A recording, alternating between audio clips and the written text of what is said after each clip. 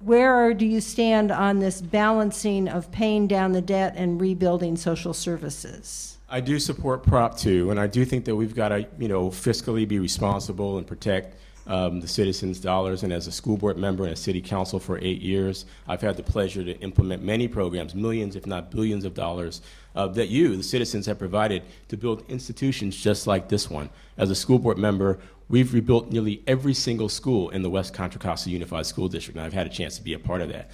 But as it relates to the state and social services, we don't have a spending problem. We have a revenue problem. We have a structural deficit because of the loopholes that have been in Prop 13 since the 1970s. Corporations as large as Chevron in my neighborhood have appealed their property tax assessments. They've been paying property taxes based on 1970s property tax values. That has to change. We need a millionaire's tax. We talk about income inequality. Right now, the smallest percent of folks have the greatest amount of wealth and income in our state. As somebody who worked for minimum wage, $3.35 an hour flipping burgers to get through my freshman year in college, I'm committed to increasing the minimum wage and to making sure we put more revenue into our state to address our social service programs.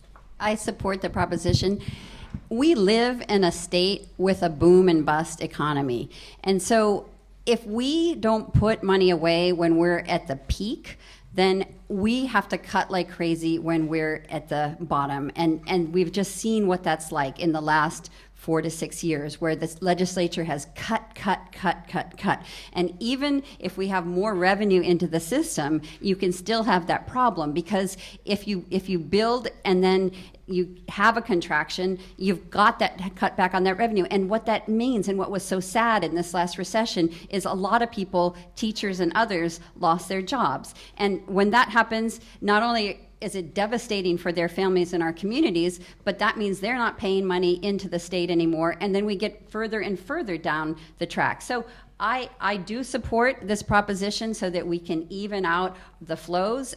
What's important, though, is that we have very strong controls, that we're not taking money out in times like now, because right now I don't think we are at a peak right now. Right now there's a tremendous amount of need, so I wouldn't want to take money out of the system now to put into a reserve, but there may be times in the future where we're in a boom state and that we should.